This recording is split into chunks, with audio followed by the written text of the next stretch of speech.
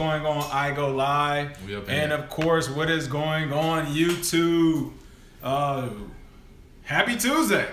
Happy Taco Tuesday. Happy Taco Tuesday, fellow Bitcoiners. Welcome to the Gentlemen of Crypto, episode 15 already. Oh yeah, 3 weeks in. Wow, I'm King. I'm Bitcoin Zay. And we are here to talk all things Bitcoin and crypto, of course, as we do every day. Yep. For those who have been following us already, you know I'm always dressed up. However, I have to represent for my IGO Live squad today. Yep. I am a channel host on IGO Live, like officially. We've kind of been playing with it the last few weeks, but I'm an official channel host as well as Bitcoin Zay. Honestly, he doesn't know yet. I'm reeling him in. But we're gonna, IGO Live is a new streaming platform. They are new in the United States. They're pretty big already in Asia. They're big in China. They have a pretty big population, or a pretty good big user base in Russia, Ukraine, all throughout Europe. They just moved to the United States a few months ago, and they want to get some things launched. And they are all about crypto and Bitcoin. They love it. Oh yeah. Crypto Q, what's going on? We just responded to you as well. So they're all things crypto over there as well. They love it. They like technology and all that. So they want an official cryptocurrency and Bitcoin channel. So myself and Bitcoin Zay are going to be the representatives on IGO Live. Absolutely. Millions of people, international. Oh man. What's going on, Ray? Hey, what's up, Ray? Yeah, oh yeah. Back again. What's going on, Simitri? Yeah, he's representing IGO Live. I'm representing Death Row. There we go. There we go. There you go. West Coast, baby. Hey, listen, we about to be the Death Row of this Bitcoin stuff when it comes to some of these bad bankers and stuff out here. So, oh yeah. What's going on, Antonio? What's going on, Antonio? Hey, what's going on, Astounded Slough? Thanks for joining. All right, so today's a lot going on in the news today. What's the top thing? Well, right off the bat, we got an Equifax last week, and this week Deloitte, one of the big four consulting firms, got hacked. Well, we just found out they got hacked. Yeah, we just found out they got hacked because the reports I'm reading that apparently they may have known for a year, which is hilarious because 5 million emails supposedly got hacked or breached. And they didn't tell anybody. So when the news does come out, of course, it may be a drop off somewhere. But the people who are in charge already took their cut probably and were like, like the Equifax. So wait, let me get this straight.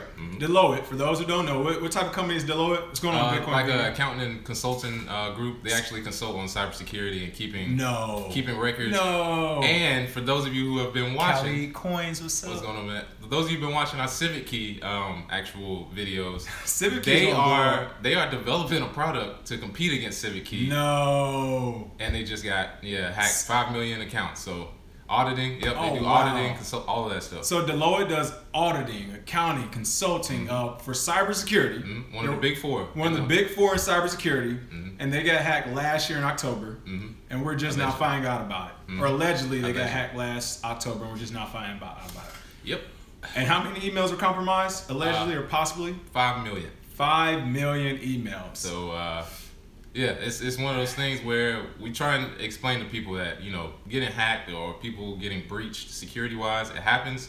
However, it's two kinds of people, two kinds of companies out there. Somebody rated says people who know they've been hacked and people who don't know yet. Yep. That's true. Because between social engineering, between these two incidents especially, Equifax, they had an admin password and they got in that way. And then with Deloitte, they had an admin who didn't have two-factor authentication, easy password, boom, got in there. So as we've always stated, who do you trust more? Humans, these admins who don't put passwords, or do you trust software, which is already built internally like Civic Key to secure your identity through the blockchain and through encryption and things of that nature? So, I mean, I've been around humans my whole life, and so far, I've figured it out that software is much better. I mean, we use algorithms every day. Yeah, that's true. What do you think controls the streetlights? What do you think controls everything? Pretty much you do right now. So, I tend to lean towards the software side because of instances like this, Deloitte, Equifax, and whichever one got hacked is going to come out probably later this year. It's some more. I'm sure it's more. Well, here's the thing with hackers. For those who don't really know, I will say that I'm sure most of everybody who watches are semi-versed because, the crypto space, the first thing you need to know about crypto is security. Nothing else matters. You can have 1 million Bitcoin right now, but if you don't have security, it's not yours. Secure the bag. Secure the bag. There you go. Secure the bag alert. I'm not sure if Equifax paid the fine, did they? I do know the Bitcoin market jumped up a lot, so they could be big buyers who bought it. But there was no news about it. Just like there was no news about the hack before. Trust me, they want it out there. And I was just about to say. So here's the thing: I mean, I pay attention to news all the time. I always have. All right. In the last few months, actually since August 1st, when Bitcoin Cash split, and then the previous week we talked about that when people were getting arrested that were connected with whatever or allegedly BTC. Connected. Right. But I have not seen so much news that directly goes into or affects or some way can conflate with this market. Mm-hmm. You talk about hacking. I mean, like, the crypto market in general, the blockchain, that's what it's for. I mean, that's another piece of it, securing things. Mm-hmm. And these same people, you said this is one of the big four. These same people, these CEOs of these big companies, these big bankers, government, everyone's saying all this stuff like, hey, don't worry. But it's like we're watching the titans go down left and right, mm-hmm. like in front of us. We are literally witnessing. He's looking right at it. Oh yeah. So I don't know. It's unfortunate, of course. However, hope you bought some Civic key when we said it. I mean, just hold it. I mean, literally. I mean, I know some people did make the quick flip on it the first 24 or 48 hours. Mm-hmm. Then I guess a couple weeks later it had jumped up again. But like we always say, like, Civic Key is a real company. There's real people behind it. Mm-hmm. They have a plan. They have vision. They have they have everything laid out. It's not going to happen overnight. Mainly because there are these big companies like Deloitte that says, we're going to compete with you. Or these companies like Equifax, well, we don't need security, cybersecurity. We're going to use admin. Yeah. They're too big to fail. Right. So right now what we're looking at is all these traditional companies, all these traditional banking titans and all this, who don't care about what we talk about in the crypto industry. And one of the things that we talk about is cybersecurity. That's why Civic Key has been pushing it. Mm-hmm. And companies don't I'll be fair, maybe they don't know about it yet, or if they do know about it, they don't want to adopt it right now. But regardless, long term, they won't have a choice. Yeah, you're not gonna. You're gonna have to use, because once consumers, every time we see decentralization in action, we see why it's important. Follow, because the more you put people's information into one place, it's easier to hack one company than it is to hack 1 million computers. Mm-hmm. Because with the blockchain, it's irreversible. You can't reverse the records. You can't reverse the transactions. So you have something that's immutable and trustworthy. I don't really trust any centralized company ever. I mean, just because if something does happen, it's over for you.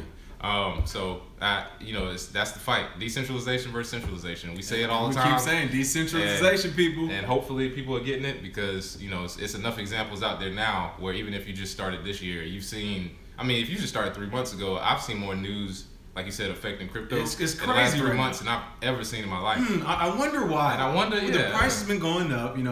Everybody's trying to. Is it this is the next big thing? Maybe. I don't know. Shannon Sharp seems to think so. Shannon Sharp. Hey, shout out to Shannon Sharp. He mentioned Bitcoin. People, we said it, like, I think at this point it might be a month or two ago now. I'm telling you all, Donald Trump, and I'm writing about this too. I'm probably going to finish the article today tomorrow about some Trump stuff in general. But President Donald Trump will mention Bitcoin, okay? Mm-hmm. He will mention it. I think he's going to either mention it in December once that debt ceiling is raised, or sometime in 2018. But in between December of 2017 to December of 2018, that 12-month span, he will mention Bitcoin. He cannot keep going without saying it. Absolutely. What did they say on it? No, they didn't really say it. But yeah, that was big. He mentioned it right along gold like it was regular. He said, hey, we're not talking about Bitcoin, we're not talking about gold. Yeah, we're talking about, it's more valuable. Yeah. There we go. Way to go, Shannon. If you missed the clip, he was talking about players taking a knee for the anthem, and he was basically discussing the value that something has. He was like, the most valuable thing to him is your race. But he was saying it's more valuable than gold, more valuable than Bitcoin. He threw Bitcoin in the conversation. Yeah, I mean, that's all we need. That's all we need. ESPN had the Bitcoin Bowl back in 2014, and back then I remember watching it. My alma mater, NC State, they were playing. They won that. Did they? Yeah, That's how much sports I don't watch. Yeah, and see, that's the thing. I watched it and I was like, well, they obviously are going to talk about Bitcoin now. It's been 3 years, and it just now. It's the first time I've ever heard it on ESPN. So. Kudos to him saying it, just saying it on TV. I'm sure there's a few people who's like, what? Hold up, that's a real thing? Oh, I thought it was a scam. You know what I mean? And that, boom, from there, more research, more reading. Yeah, Bitcoin big. And we talked about the Venezuela yesterday, but not only do we think that they will end up using it, we think everybody's going to use it. We think everyone will use it. Hyperinflation there. Yeah. And speaking of hyperinflation and Venezuela, having to turn their whole economy over to Bitcoin. We have another winner in the pot. Hey, listen, every day, every week, we get more people, okay? Zimbabwe. What's going on in Zimbabwe? Oh, yeah. And before I start, shout out to Sinclair Skinner. He's actually the creator of the Bitmari, Bitmari. If you don't have that wallet, download it. Bitmari wallet. Actually, he's trying to foster transactions between the U.S. and Zimbabwe. And one of the biggest things that's happened is Zimbabwe, they have a huge premium on Bitcoin right now. They're selling at approximately $7,200 per Bitcoin, which is double the price, almost double the price right now. So it's past the 5K mark, technically. Oh yeah, technically. And I try and tell people this is an international currency. So for arbitrage, for those of you who like to buy it low here and sell it high in other countries, if you have dual citizenship or if you have contacts in other countries like we do, Zimbabwe, now I'll tell you that right now. Any country that has a low supply, meaning the people there don't use it much, but the demand is shooting up because of people like Sinclair Skinner, that's when you start getting these prices, and that's when you'll start seeing the market go from, oh, it's going up 100, it's going down 100, to, oh man, this just flew up $2,000. It took off. Because now it's like, we really need it now, and we'll do anything to get it. And that's a good point, because that's what's going to happen, people. I mean, we kind of already saw it a few months ago. We actually saw about 2 or 3 times here when the price really drastically jumped. But like you said, especially when the whole economy gets turned on to crypto and Bitcoin, they don't have a choice. It won't be that slow growth, like you said. It won't be $100 here, up and down, 300 up and down. No, when it hits, it is going to take off to the point where within a 3 or 4 day span, if you haven't bought that Bitcoin at $4,000 or $5,000, it might be at $10,000 or $15,000 within 72 to 96 hours, depending on countries needing it. And then you talk about arbitrage. Again, we always talk about business ways that do new things, make more money. There is already a market for that just with regular currencies. You can trade the dollar against the euro, against the yen, Forex. Forex, all that stuff. So there's already a market for it that's almost tapped out because everybody's in a financial crisis, but they're not saying anything. So jump into this market now if you can. Learn about it, learn how to do the arbitrage, learn how to use some of these systems that's already in place for some of these guys, or be the next person to invent it to make it easier for us to sell our Bitcoin to people directly over in Zimbabwe or whatever. But this is the next thing that's coming. If you don't jump on it now, before all these Wall Street guys and that already have money and already have systems in place, so all they need to do is just switch a currency or just switch whatever. And, if you don't jump on it before they put their mechanisms to use, you're going to be at a loss. But or you're going to FOMO it. You're going to buy it at the top. You're going to buy it way too high. Way too high, absolutely. So. And I like you said, with the countries that are using it, for those of you who don't think it's important, I'll restate it. When Brexit happened, Bitcoin went up 10%. Bitcoin jumped, man. When the Greek crisis happened, Bitcoin went up 20%. When Venezuela first went through its crisis, local Bitcoin's volume doubled in one day. Same thing in India. Same thing in Zimbabwe. Are you seeing the pattern? Because if you don't by now, I can't help you. And we can't help you. Sorry. And there's a lot of countries in need right now. A lot of countries, that pattern is going to continue. Absolutely. I definitely think that. So. And so good times ahead. Oh, yeah. Absolutely. And in Europe, I do want to say the guy, Dinosaur today. Oh yeah, one of the old dinosaurs of the day we had. Oh yeah, Dinosaur of the day absolutely is, it's hilarious to think about now, but the vice president of the European, let me make sure I get this right, European Bank, he actually is the dinosaur who said that cryptocurrency was fake, that it's tulips mania all over again. The vice president of European Bank said that Bitcoin is fake, it's tulips, and don't mess with it. And he said this a while ago. Okay. However, the president, his boss, or the person above him, actually came out yesterday and said central banks have no authority to actually regulate or control cryptocurrencies. It's not yours. You didn't issue it. It's not government issued.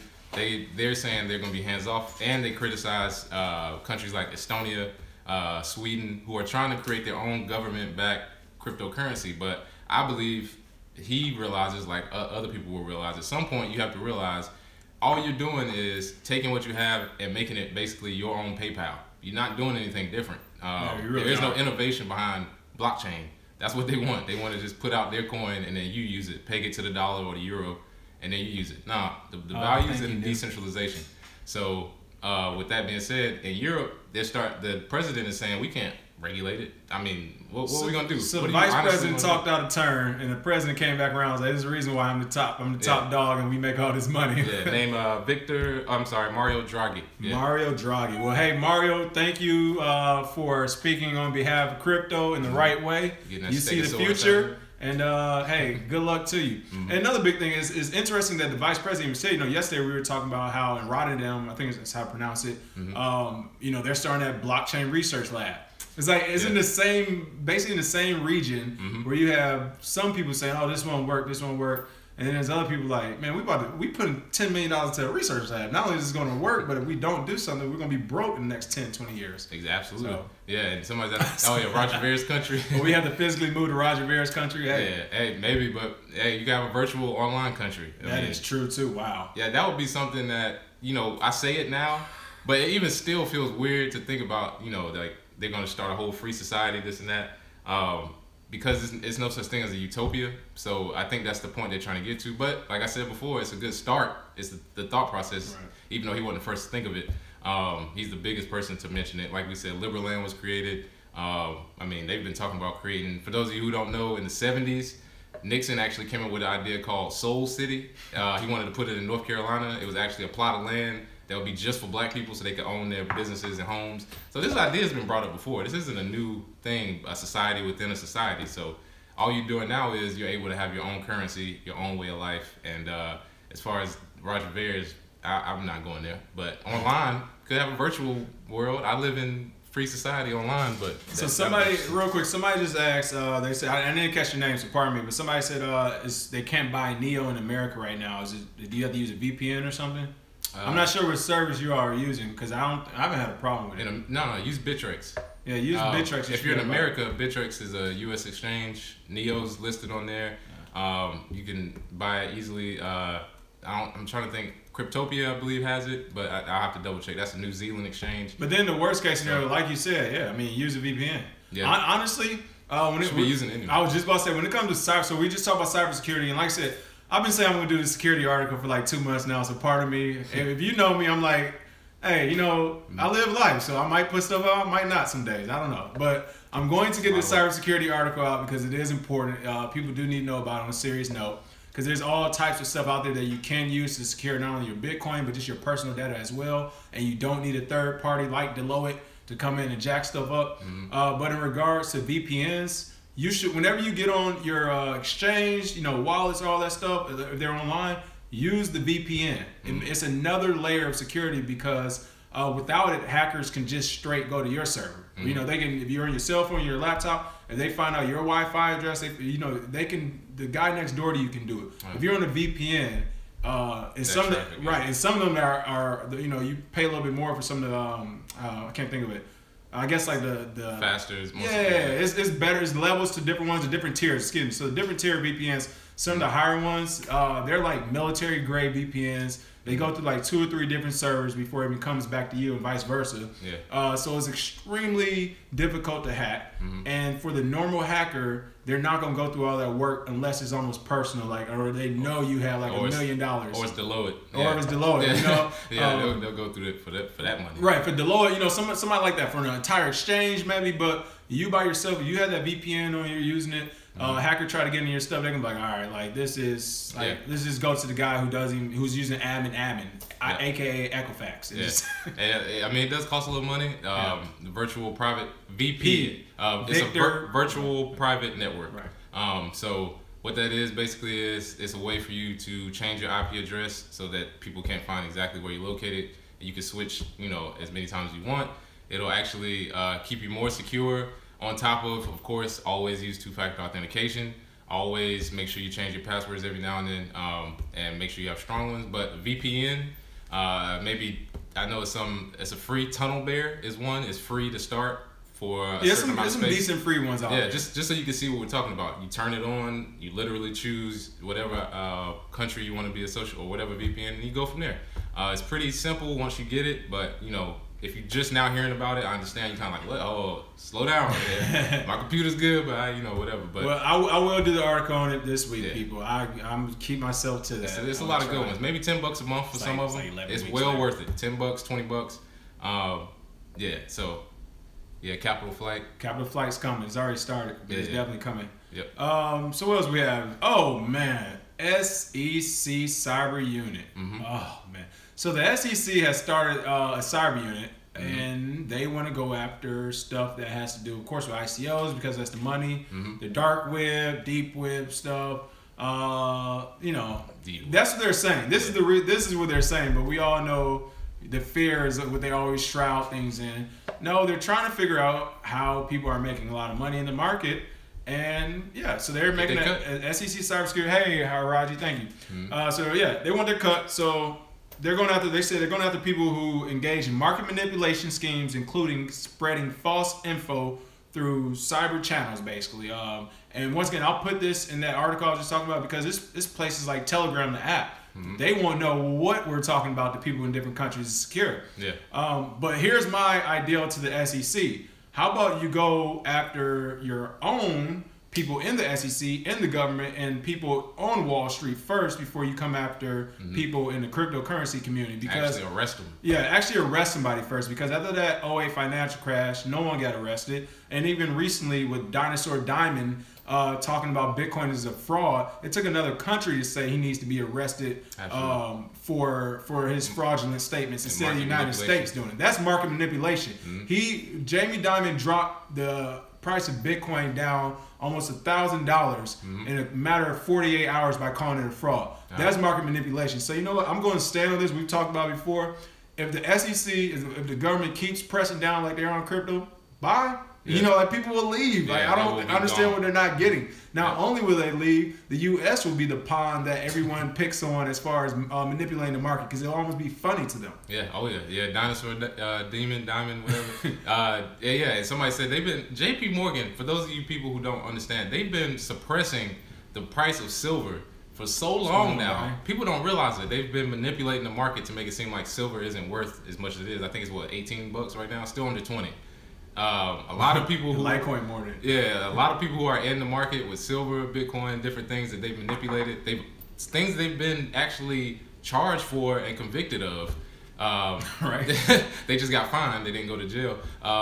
One of those things is silver manipulation, and all they know how to do is what they've always done. I tell you this before. It's easy now to see what banks are going to do because you've already seen it. Before 08, you got the playbook. You know, I wasn't really well versed. I wasn't really well versed on the market and, you know, economics as much as I was now until the crash happens, where I was like, I gotta start paying attention to this because what the banks did what, and then you watch a couple movies, a couple documentaries, and then you like, yeah, I gotta get some books and read. But once you see the market manipulation, you see, well, they stay in power because people who work for the SEC used to work for Goldman Sachs and vice versa. They just go back and forth. They go back and forth, and then when they have to come to laws and you know, basically getting into a point where it's like that's illegal, they just fine them. They say, all right, how much money you made this year? 50 billion? All right, we'll take $1 billion. And then that's it. It goes, it's a 24-hour cycle in the news, goes away, you never hear about it. So this is what they've always done, and they're trying to do it to cryptocurrency. The problem is the U.S. banks don't own cryptocurrency. It is worldwide. Yeah, you can't get it. You can't, But, you know, you can't regulate it. And the same with the New York Bit license that they made. They created, you know, the New York Bit license. Literally everyone left New York after it happened. Yeah. Or at least all some of the bigger players. I mean, the Winklevoss twins, we all know, stayed, but they had a lot of money to kind of start with. But the point behind it, the guy, I forgot his name, but the guy who passed the New York Bit license, he ended up leaving like a year or two later with his entire staff, and they all got hired at private firms for consulting. Yep. Like consulting for bit licenses. Yeah. Like, do you not understand the fraud behind that? And the U.S. did not go after these people who are in coveted positions, have these titles, committing fraud right in front of us, and then they just go over to the private sector and make money. Yeah. But now the SEC wants to put taxpayer dollars to use to work on a cyber unit to work with market manipulation. Well, SEC, here's a message to you. As I just stated, if you start doing these things, you will drive out the smartest people in crypto here in the United States. Oh, yeah. There are secure channels that you cannot just readily hack into, and every time you do hack into it, they get smarter. And every time the SEC or any other government agency attacks crypto, to me that's almost like attacking the hackers. You're trying to attack the smartest people in the world from cyberspace, and they take it as a challenge and they don't back down. Absolutely. Yeah. So like I said, you got a bunch of countries competing now. It's not it's just countries competing. It's not Russia, just them it's trying China. to hack us. It's not just So when the U.S. What are you gonna do? What if you find out there's miners in China doing market manipulation? Are you gonna arrest them? Yeah. No. Or if there's a manipulation scheme in Russia from organized crime groups going on in the crypto space, which by the way there is. I keep telling people every day, be careful. There are pump and dump groups, and not just saying Russia. I'm saying from everywhere around the world, there are pumped up groups here in the United States as well. Mm-hmm. Are you going to go to overseas and arrest those people? I'm trying to give the biggest warning to the SEC. Not only will you be laughed at, but people will intentionally manipulate the United States market when it comes to crypto because it will be funny to them. Oh yeah, and I've used the analogy before is like the crypto market right now is like a rebellious teenager. Every time the parents, aka the government, says something, it's almost like crypto tries its hardest to do the opposite. Because I know when I was a kid, you know, your parents tell you something, it's like, nah, I'm gonna find out for myself. I'm doing the exact opposite, and that's exactly what I feel like crypto's doing right now. They're basically waiting every time the government or some government says something. They're like, oh word, I can't do that. All right, we'll see. And then they do the exact opposite, and it's been doing it over and over. Jamie Dimon wanted to push the price down below 3. Nah, we'll push it right back up to 3,900 or wherever it's at now. So, you know, it's one of those things where, you know, innovation-wise, it's not going to stop.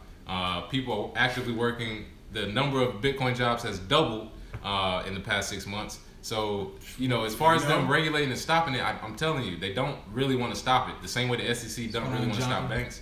They just want their cut. They want to make sure they take out the people who are making big money and make them an example, and everybody else will fall in line. The problem is, no, it won't happen this time. It's too many people. I honestly respect, and I keep saying this about, you know, in general, I respect bankers, I respect our government more, I respect all of them more, and I may even cave into them if they just came out and said, hey, y'all know y'all gotta give us our cut. Yeah. I'd be like, you know what, you're right. Yeah. You provide a lot of services. I actually need your help when it comes to these crazy hackers out here. Mm-hmm. I want to provide you a cut. Yeah. But can you at least come out and just be real with it? Stop lying. Yeah, stop lying. Like, why do you keep lying to people?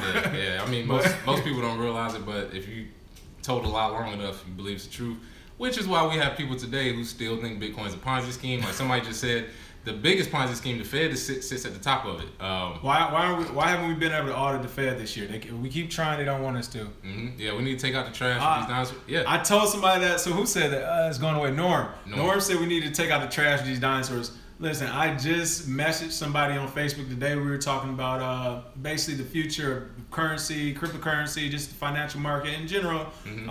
And I was like, honestly, and I don't mean to offend anyone out there who's watching this, but hey, by and large, this is what I'm about to say is the truth. I said if we get rid of everybody over the age of 45, 50 right now in regards to this market, we won't have any problems. Yeah. I mean, that is the biggest issue right now of old bankers, old politicians, old everything saying, well, this won't work. It's not race, really. It's really just a bunch of old. It's a bunch of old people. Race don't matter. Religion, sexuality. It's old people. They're used to doing it the old way, and it's not working. Which is hilarious because when they were younger, they had innovations and new stuff, and their parents were like, "That'll never work. What is that? A telephone? Why would I want to call from here?" You know what I mean? Like, and then now we're at the point now. It's like, yeah, we can't use it. Yeah, government's gonna be like the panhandler on the side of the road. Yeah, I can see that right now. And most of the bankers, they will be too. They'll be jumping off some buildings in a few months. You know what? They won't, because there'll be other old people will buy into their centralized version of their coin, whatever it is,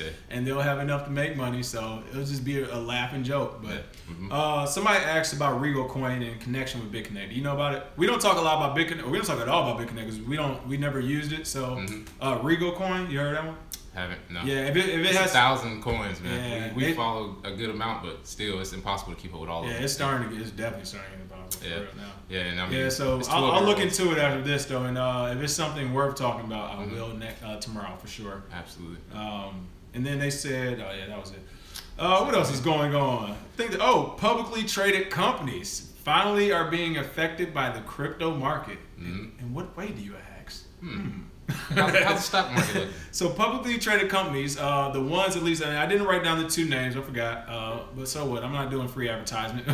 But some of these publicly traded companies, specifically, of course, in the cyberspace and the computer space, they're starting to make some money because they have invested in making and creating consumer graphics processing units, also known as GPUs, which solves the cryptographic puzzles required by Ethereum and other scripts by crypto protocols. So if you don't know what all that means, basically, is to mine and figure out these proof of works, proof of stakes, some of the stuff you need in your computer for your computer to run at a high speed and solve these complex algorithms that only computers can solve in a speedy, in a fast amount of time. Yeah. The publicly traded companies in the United States and overseas who are investing in that hardware are now seeing a quick profit. Yeah, and Regal Coin, I've seen a couple people say it's a kindergarten website, scam website. I want to look at it just to see it. We're definitely going to look.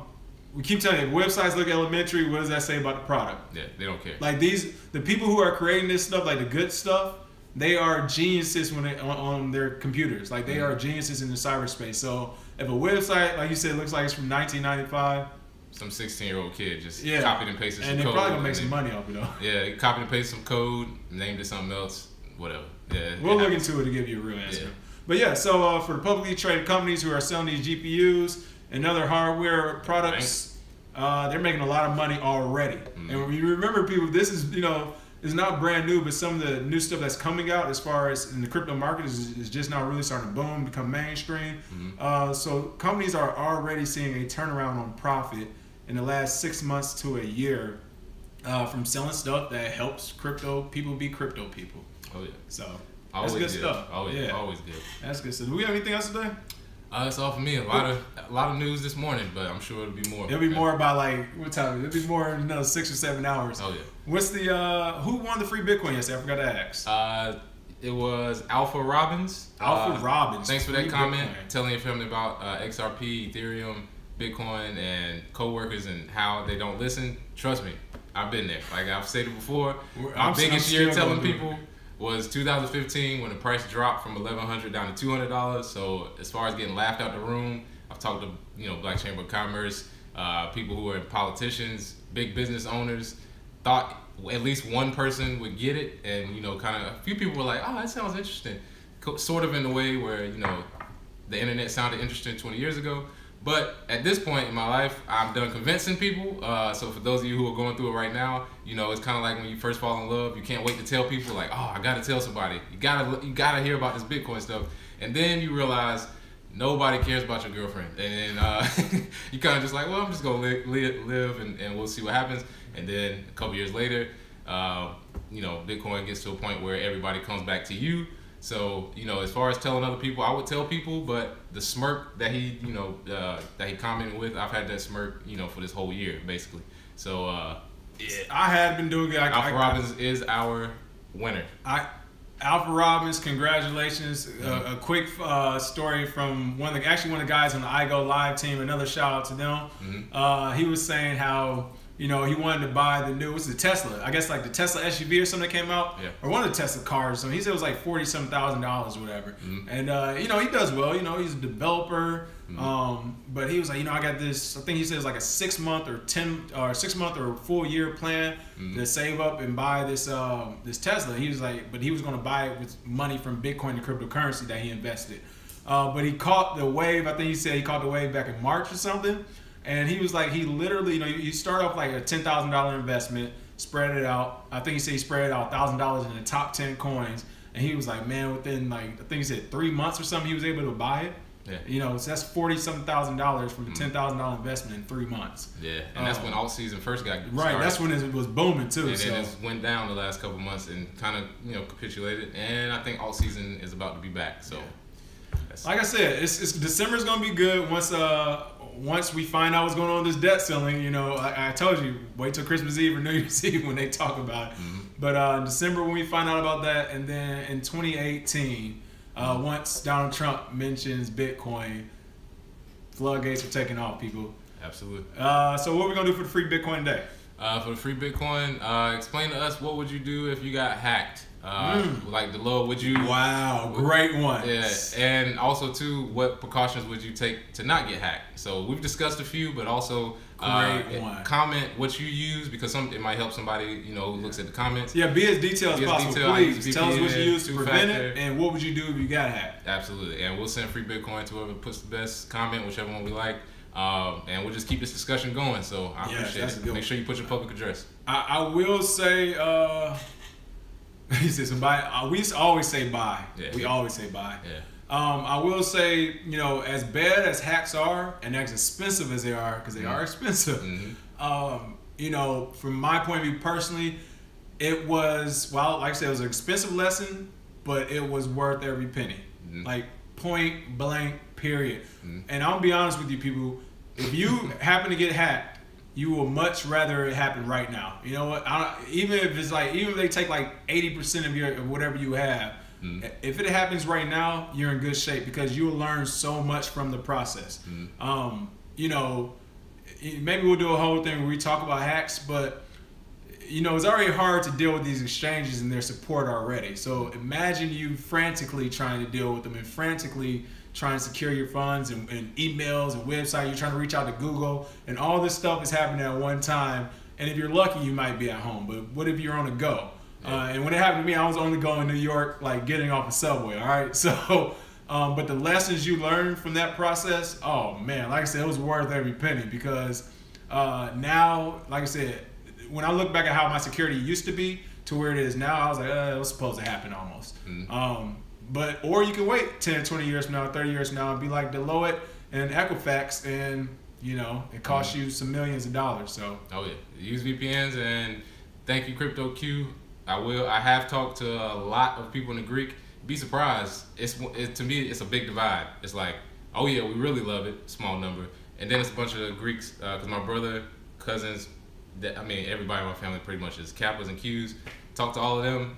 They've talked to people, and most of them, they don't understand it or they think it's a scam. And they're not doing, you know, they already got their own stuff kind of going. I was just about to throw them on the bus. So they already got their stuff kind of going, but the ones that do know it and mess with it, most of them I'm related to anyway or friends with. So we'll see. Alphas haven't talked to many, talked to a couple, but that might be something big. Just talk to a bunch of frats and sororities to let them, you know, disperse it amongst their organization from there. So, oh yeah.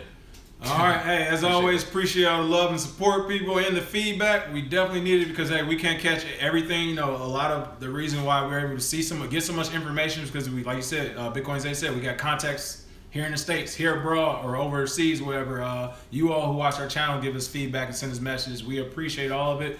It's what helps us know what's going on, and so we can do our due diligence and let you know what's real and what isn't. Absolutely. All right, have a good one. I don't think we left anything out. As always, make sure you subscribe to our YouTube. You can follow us on Facebook as well at Kirby Crypto, KRBE, and of course at I Go Live now. Right now our channel is, we're doing it from my channel, kingbless.com, but we will soon expand, all right? Oh yeah. Take care.